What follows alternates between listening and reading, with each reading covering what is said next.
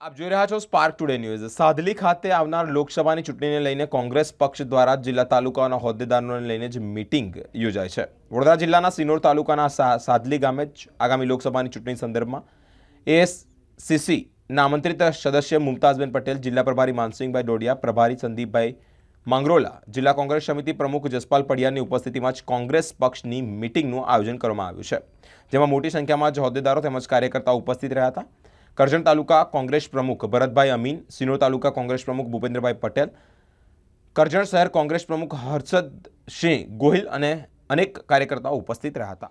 प्रदेश Congress committee के आदेश पर आज हम लोग करजन विधानसभा में मीटिंग आयोजित हमने करी है भरूच लोकसभा विस्तार के लिए.